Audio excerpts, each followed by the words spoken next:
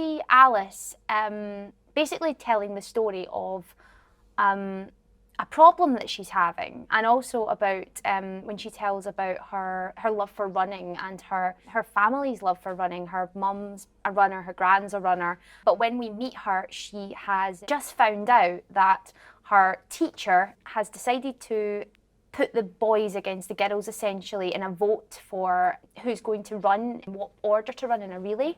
And Alice really, really wants to be the last runner because that's always the best runner. But the fact that her teacher has said that she's going to get them to vote, she knows that no matter what happens, the boys are going to get voted for. So she's sitting in her kitchen like, what do I do? So Jade is a young mixed-race girl.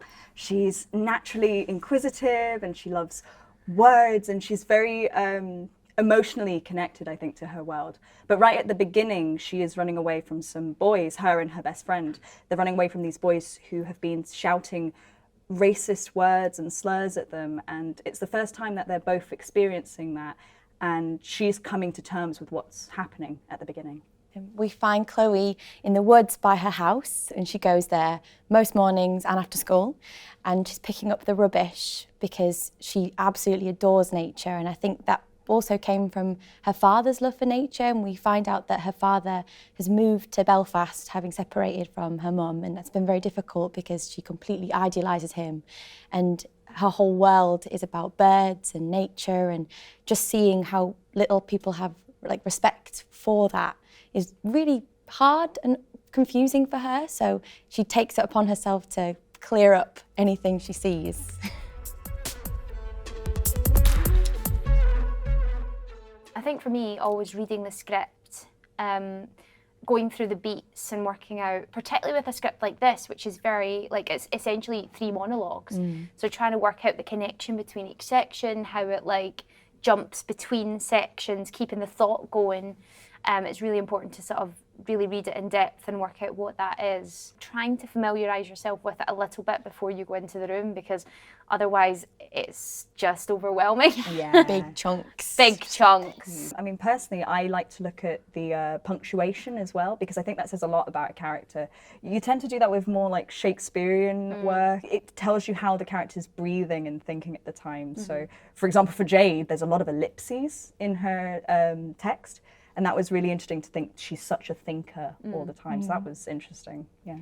Another big one as well was dialect as well, because Chloe and Jade, that's their dialects aren't our natural dialects, because Geordie, Northumberland, I guess. And London, so. Yeah, so I guess having a look at finding a speaker, finding someone who has that dialect and kind of working through those different nouns and vowels and everything to have an idea before you go in. So uniting is when you essentially draw big lines under your script to work out where each change of thought happens, or each change of theme, or so usually what happens is you unit your text, you draw big lines, you work out where that changes, and then you'll title that section. So by titling it, it gives it a name, it gives it a purpose. And just as an actor, it's helpful, particularly when you're starting out and you're exploring text for the first time. It just gives you a little bit of a more solid view of, right, so I'm talking about this in this section. And then particularly with a script like this, you might have a big section where you're not talking and then you come back to what you said. So it keeps your brain reminding, okay, I might not be talking in that section, but I'm still talking about the same thing that I was 2 pages ago. Yeah. So it joins everything together, and it just helps your brain to kind of map it out, how it all works. I was just going to jump on that, because I think with other types of work, you're used to bouncing off the other characters, so that helps you with your thought process a lot. But yeah, realising, there could be 3 to 9 whole pages where you're staying in that same thought, and you've got to kind of use your units to stay on that level and keep alive as well. So it was very helpful. For the first sort of 3 days of rehearsals, we didn't have the set, so we were purely looking at the text. And we spent a good long time uniting the text just to work out what our characters were thinking, what our actions were, but also trying to map the timeline of the show, because it's very bitty and it jumps around a lot. Although we end up in the same space, we're all at different points and different times. My text is so far back compared to everybody else. You're quite I just stay where I am. in the moment. To Yeah. the very, very last bit. Yeah. Roll ahead and- And like Jade goes forward, back, upside down, around. Yeah. Yeah, Upside, like just. yeah. So Yeah. it was really important that we had like big bits of paper on the wall trying to like work out what that timeline was and what the map looked like, which was really useful. We've also were told to go and find images of basically anything that we say that has an image to it. So you know what you're seeing, the audience knows what you're seeing.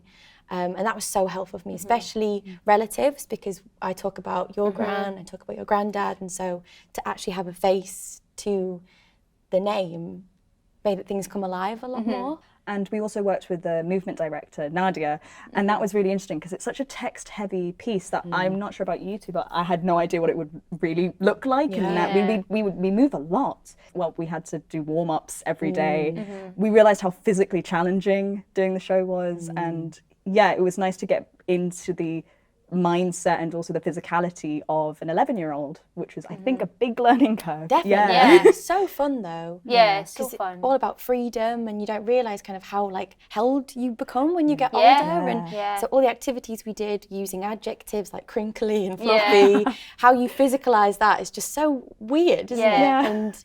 But just you left feeling like, oh my God, I can move my body again. And we were also really encouraged to get off book as early as possible Yeah. so that we could really embody everything. And safety purposes as well, like if we're jumping all over this, you don't want a Yeah. script in your hand. So Yeah. that was actually helpful. Yeah, absolutely. Because definitely. each character, Nadia called it a score. Each character has their own score. So even when we're not talking, we need to be alive the whole time. So even if like there's big sections when we might be like not in the main focus, but that score helps us to stay alive and helps us, like, it's very individualized to our characters. By using things like movement and adjectives and feelings of things, and it just puts you into a more childlike place where you're discovering things for maybe the first time. I think something that was important for us to think about as well is we didn't want to play too young. Exactly. Like, oh, I'm playing a kid now. But that's not realistic. Like, 11-year-old is just a smaller person. So it was important to kind of work out the physicality like in a bigger scale, and then from there you could start to internalize it and make it more truthful. We were very fortunate as well. During the rehearsal process, the rehearsal space was next to primary school, so we were able to have some of the year 6 classes come in to watch kind of the process and give an idea and give feedback as well. And performing to them, you really do see how mature they are at that age. And so for us, when we were doing it, we were like, we've been playing this way too young.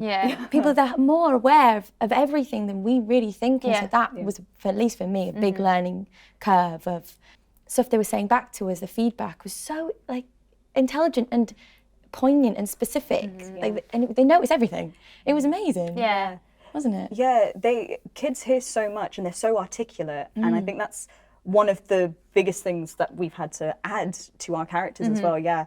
And actually, we've taken some of the things some of the kids have recommended to us. Like one of the signs I hold is verbatim a quote from one of the girls that we saw, because I was just like, that's great. Like, show racism the red card, which I know is like a phrase out there, but it shows how that's in the mindset as well. And these kids absorb everything. One of the interesting discussions I had with our voice coach, Rosie, was how the injustices that you've experienced as a 20-year-old, it's very different when you are 12. And, you know, now you understand the weight of it and everything. But a 12-year-old doesn't. They're feeling it really viscerally at that time. But also they have a lot of hope and a lot of joy, and other things are happening all the time. And I think about like my nephew as well. He will be doing this one thing, he'll cry because he's tripped over, but oh, there's a butterfly. And like that, it's kind of like that. And I think with Jade, I tried to keep hold of that. There are these horrible things happening, but there is joy, and there's Hanan, and there's ginger cake, and there's all this stuff out there. And if anything, that's also quite helped personally as well. I mean, referencing Greta Thunberg, in this, Chloe has this obsession with her as well, because she's this young girl who's speaking her mind and is so brave and challenging these big like corporations and the world essentially, and doing it because she cares. And I think I did a lot of research into her as well, and how she started and the support her parents gave her as well. But it really was, I learned something from her, as many people do, and it's what we want people to take away from this is no matter how big, old you are, your voice is powerful, and it's important what you have to say. It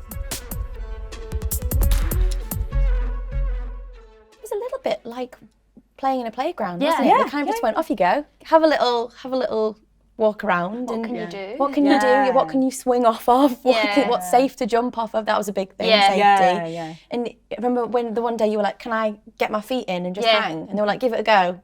See how you feel. And then that's ended up being in it. Yeah. And it was really just a lot from us, which was really nice actually, to have that freedom. It was also like remembering that there was stuff you can do. I've just at one point was like, oh, I could cartwheel. And I was like, oh yeah, I can cartwheel, because I haven't done that in so long. And jumping off of like the blocks and seeing how far you could run in the space and how far back, and like really exploring the edges of the whole set was really fun. Yeah, and that was just, it was just like the second week we were just like running about. Yeah. And I do a lot of running in the show. Yeah, you do. But originally, that first monologue, the whole thing was done as running. It's 9 minutes long. So I got very fit in that first week. Slowly but surely we pared that back a little bit. I think with Jade, it kind of comes in 2 points. I think it's the conversations with her nan after everything that's happened is quite a key point for her, because I think there's a lot of fear that she's feeling, and there's a lot of protective acts, like her dad tries to paint over some of the bad words that are graffitied and things like that. But it's the conversations with nan that inspire her to start writing these Be Kind posters. And I think those 2 points in the script, that's massive for Jade, because it's like, it's an act. She can act on that now. There is something hopeful out there. I think with Alice, first of all, the race with the boys is quite a key point. So essentially her mum says to her, race the boys, and then you'll win the race and everyone will know that you're the fastest, and then you'll get to be the like main runner in the relay. So I think when she wins the race and then doesn't get picked by the class, that's a real key point, because it's the first time she's ever really faced injustice before, and she's trying to work out, she's trying to understand why that would be the case. Like, it's very black and white. She won the race, so she should get the lead position. Like, why not? So I think that's quite a key point. And then again, conversations with her gran. Like, the grans are often the instigators and like in the protest, I suppose, but like in general, they're the instigators in like keeping you going.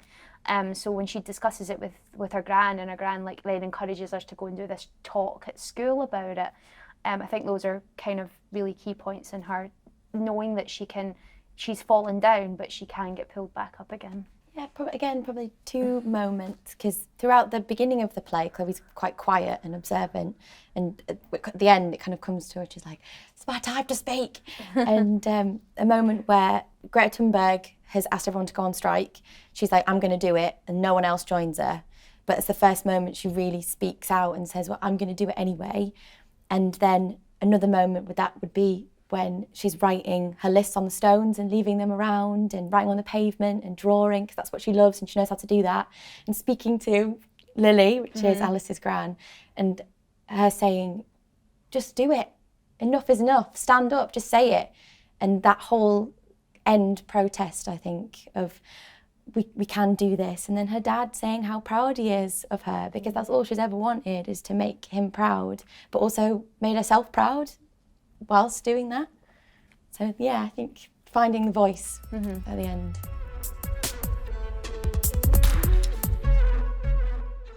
My character doesn't really talk about anyone apart from herself and her immediate family and her best friend, which is very Alice, because she's very like, I know what I want and I'm going to get that, and everything outside is like not secondary, but it's like right now it's not what I'm focusing on.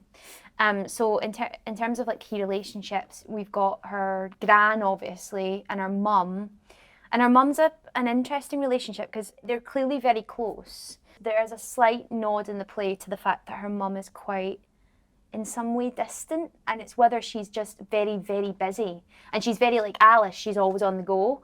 So there's a slight kind of, I suppose, an idolisation of her mum, like, I want to be like that. I want to be able to catch my mum. And then obviously her best friend, Hayley, she's just great. She's very like her, she's very into her running as well. But there's a real kind of through line of anyone who's good at running is okay with Alice. So Jade just knows the whole town, it seems. And I think that's through like her parents. And it seems like her dad is very friendly with everyone and there's a really big community there, and she loves that. Her mum and dad seem like a task force almost, like they always partner up and they want to protect Jade. But I think Jade's key relationship is her nan, and probably it was her granddad too, but sadly he passes away. And yeah, her grandparents have such a big influence on her, I think. They are the people that have really encouraged her to be kind, be hopeful, be loving. And I think they've set so much up of what she's becoming as like a young woman, I guess, at this point. And Chloe just loves all the grandparents. I mean, she doesn't really talk about anyone her own age. She spends a lot of time with, did spend a lot of time with Jade's granddad before he passed away, and then now grandma, and then Lily. But also, I guess, that relationship with her absent father, who she adores, but clearly doesn't seem to be in her life very much at all.